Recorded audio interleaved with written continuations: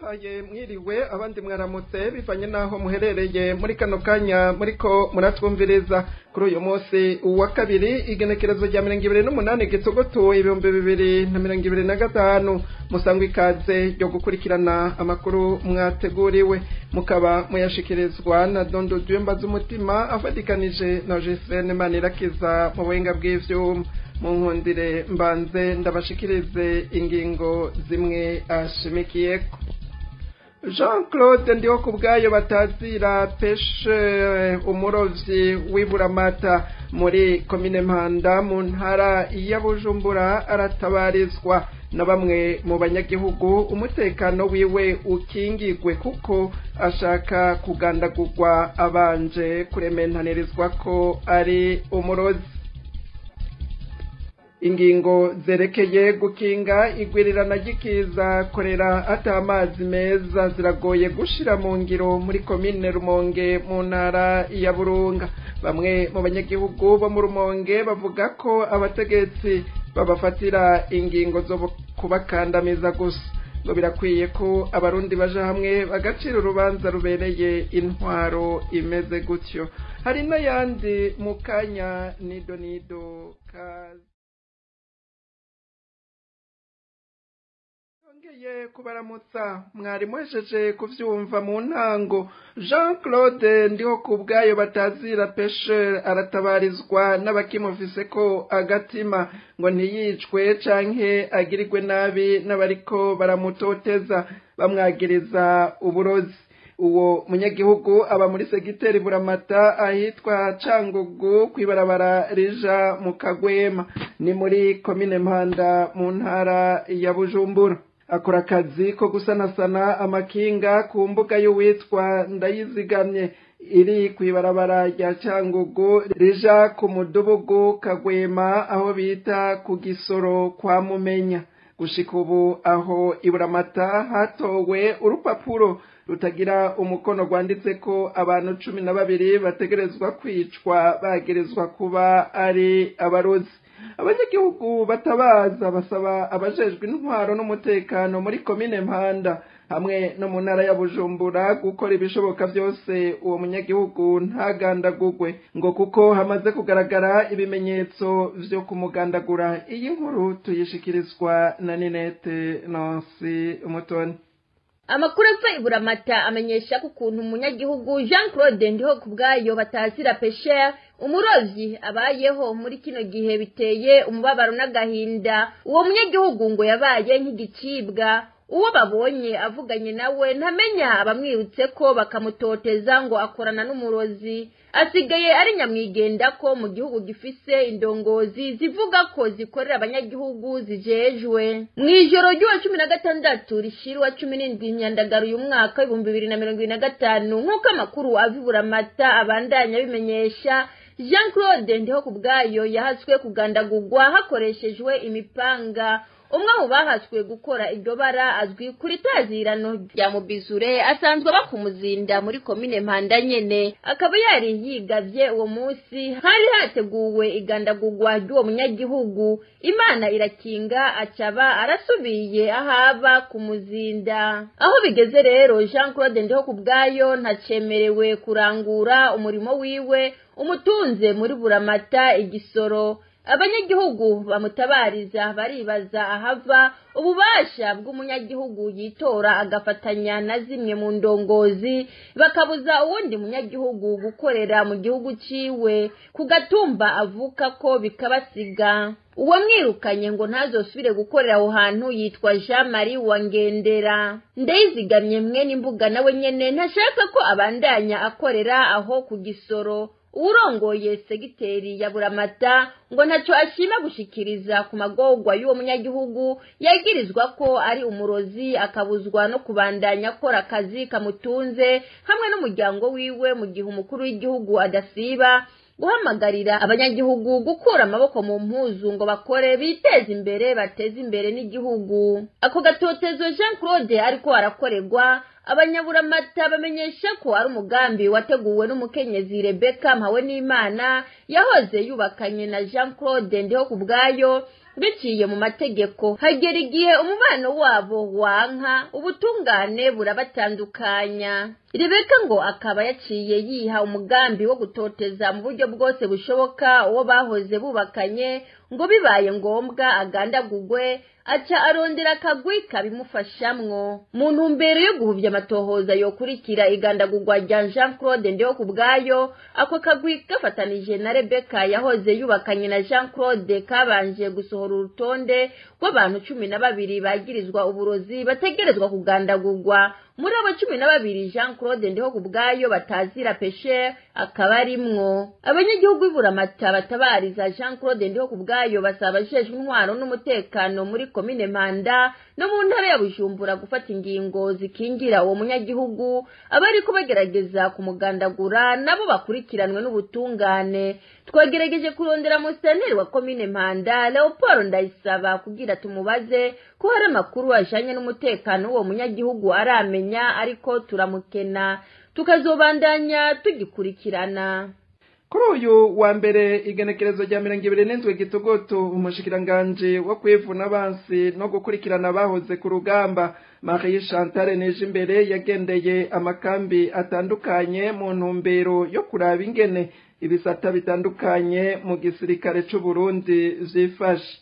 Ari kumwe n'umukuru w'ingabo General Prime Niyongabo bahereye urwo rugendo mu biro bikuru vy'ingabo zigwanira ku isi baca babandaniriza mu biro bikuru vy'ingabo zijejwe gufasha mu iterambere mu gisirikare hamwe n'abasoda bagwanira mu mazi, hakurikira muri sentare ya gisirikare hamwe n'abasirikare bagwanira mu kirere. Marie Chantal Nijimbere akaba yamenyesheje ko muri urwo rugendo yasanze muri rusangi abasirikare barangura imirimo bisunze amategeko n'akarangamutima k'umwuga wabo. Abahamagarira kurushiriza mu gukora neza gusumba kuko ngo igisirikare c'u Burundi gisigaye ari bitumwako kugarukana amahoro n'umutekano mu bindi bihugu.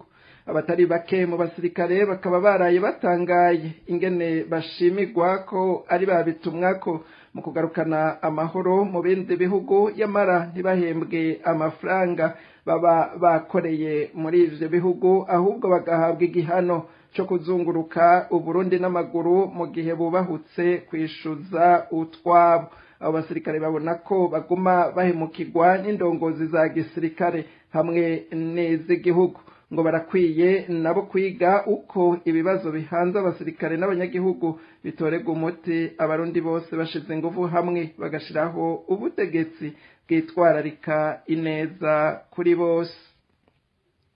Nawe bikwiye kuzotangaza kumva umunsi umwe habonetse ubundi butegetsi. Evariste Ndayishimiye umukuru w'ibiro bikuru vya gisirikare hamwe n'umushikiranganje wo kwivuna abansi bafatanije mu kugurisha abasirikare b'u Burundi ku gihugu ca Republika Iharanira Intwaro Rusangi ya Kongo ku nyungu z'abategetsi batumweko mu butungane. Pacifique Ninahazwe arongoye ishiramwe Fokode abona ko Evariste Ndayishimiye arongoye Burundi muri kino gihe yahemukiye igihugu mu kugurisha abasoda amafaranga akayashira ku mufuko iwe. Yabivugiye mu kiganiro ijambo ni gwawe cyo kuri radio RPA kuri uyu wa 27 Gitugutu 2025. Ego kubganje umukuru w'igihugu yubahutse kugurisha ingabo z'igihugu akabikora ku nyungu ziwe n'akabi gatoyi kiwe akigeza amafaranga mu mifuko yiwe akayatwara ahantu hatazwi. Iyo ni traizo. Kugurisha umusirikare ni traizo. Kumurungika mu bikorwa by'igisirikare ku nyungu z'u Burundi kubera ko yagira bati hari ikintu tugiye kugwanira, ivyo si traizo. Turashobora kuvuga tutiraho ya mategeko nko kutabwira inama ishinga amateka na nkenguza amateka, wanashima ntijyanye n'ibintu bigoye sindamenye igituma batahura babivuga kuko usomye mwibwirizwa shingiro ntihanditse ngo asaba uruhusha inama ishinga amateka ngira banza gutora ngo imwemerere cyangwa imwangire. Handitse ko ari information. Il informe igihugu, il informe abaserukira igihugu, abaserukira abanyagihugu akabwira ati ndavye ibibazo bimeze ukunuku nafashe ingingo y'ukunugika ingabo z'u Burundi ahanaka kuja kugwana gutya. Il informe aramenyesha gusa, nta nitora ribanza kuba muri izo nzego. Ivyo turavuga tutiraho mwibwirizwa shingiro, ariko ikiri trahison iki? Trahison no kugurisha ubusoda. ukaja ku rugero noneho n'aya mafaranga yitwa ko arayiwe noneho urayamwimye utanguye kumaramaza nk'ibi turiko turabona ukagira ingendo ituma igisirikare gisambuka. Iyo ni trahison. Ku bwanje byo bariko barakora ni trahison. Umunsi haje abategetsi bakunda igihugu mbere basha no kudoda ari n'abatende DFT je sinzotangara mbonye umunsi umwe ndayishimiye Prime niyo ngabo umushikiranganje w'ukwivuna abansi yari ahari muri iyo myanya bamuhamagara mu butumwa ati ngusigure ingene mwobahuza kugurisha ingabo z'u Burundi. Babanze batumirira amate nyuma y'akaruhuko gato duce tubandanya n'ayandi twabateguriye.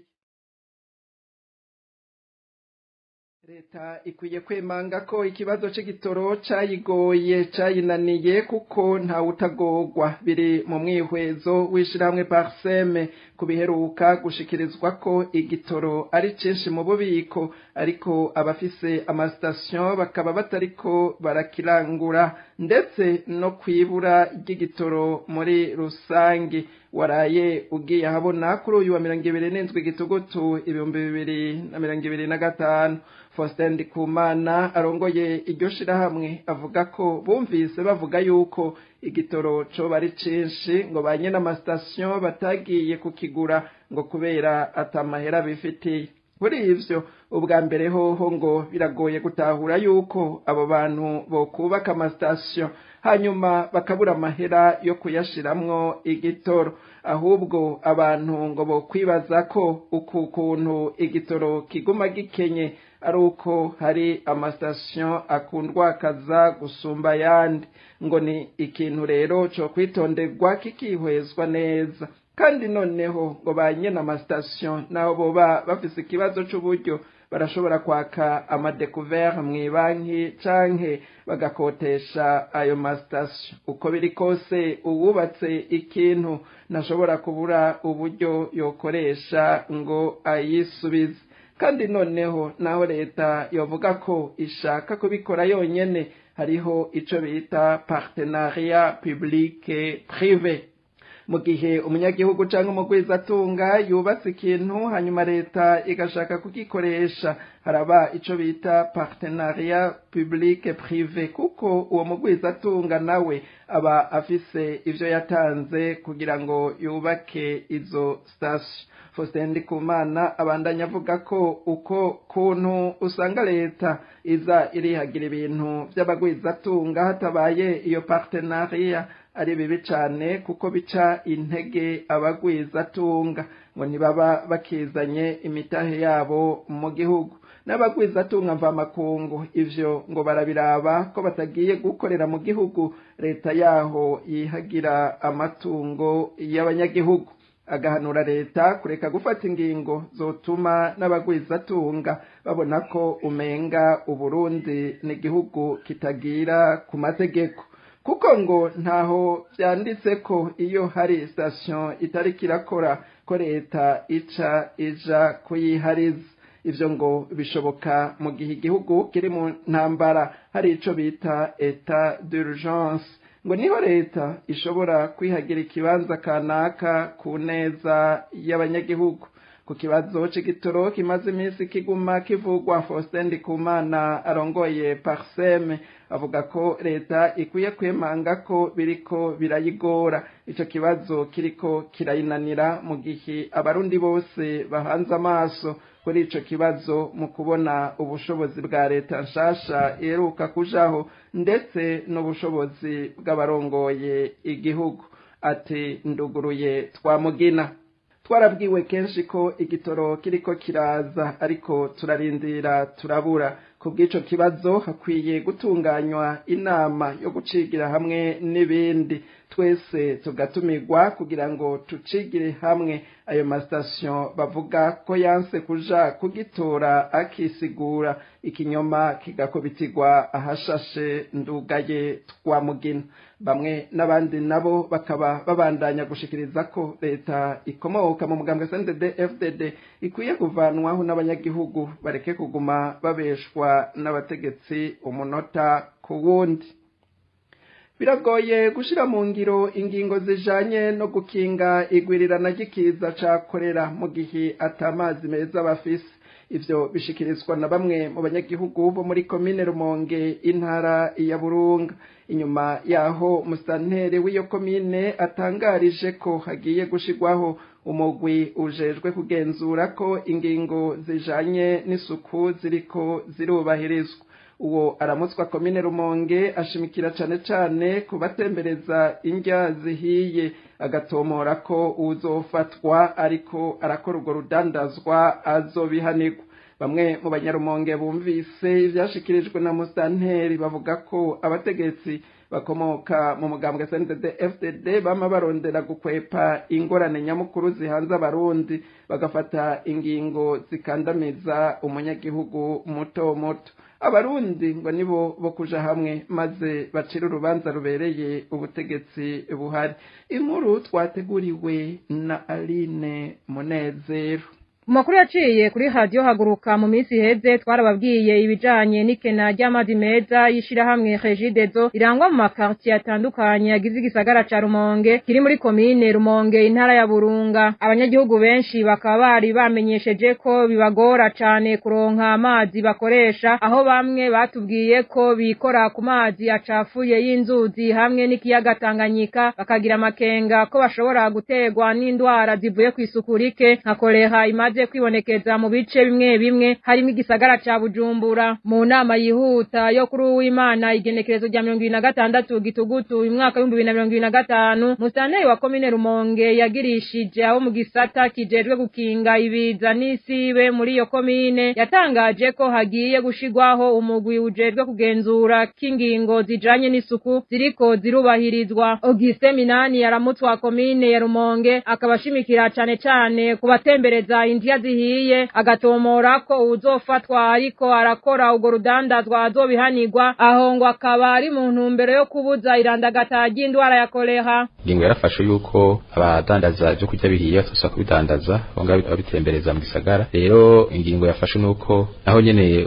tuyoshiraho umugwi uzogenda ugenzura uraba ko abo bantu bakigurisha ifungwa bihiye baheze babafate babahane, kuko iteko ryarasohotse ko turakuba itagiye mu ngiro. Rero utariko acyubahiriza ngo tuzomuhana. Hanyuma ahanini twotera kamo, kuko iyo tuvuze tuti dufashe ingingo yuko abadandaza inka zihiye banza bakabangira ni ku neza yacu twese, kuko twanka ko iyo ndwara irandagara mufata abantu benshi, nabo karamuze ko amagara ari amazi yasika ntibayore. Rero twotera kamo abo bantu basanzwe bakora urudandazwa ko ruheba muri bino bihe bidasanzwe. Hanyuma ni vyiza ko n'abadukurikirana batukwirira kuza baragura irya zihiye, kurusha gusanga izo ndya zamaze kuja kurya migera ya kolera. Nawo umutegetsi wa komine Rumonge avuga uko bamwe mu banyagihugu barongoye bavuganye na radio haguruka ariko batashimye kuvugira kuri mikro zacu, bashikiriza ko bigoye gushira mu ngiro ingingo zijanye no gukinga igwirirana ry'ikiza ca kolera mu gihe atamazi meza bafise. Bamwe muri abanyarumonge bumvise ivyashikirijwe na musanteri bavuga ko abategetsi bakomoka mu mugambwe CNDD-FDD bama barondera gukwepa ingorane nyamukuru zihanze abarundi bagafata ingingo zikandamiza umunyagihugu muto muto. Abarundi ngo nibo bo kuja hamwe maze bacira urubanza rubereye ubutegetsi buhari. Ni hano amakuru mwateguriwe agarukiye. Ndabashimiye mwebwe mwese mwashimye kuyatega abiri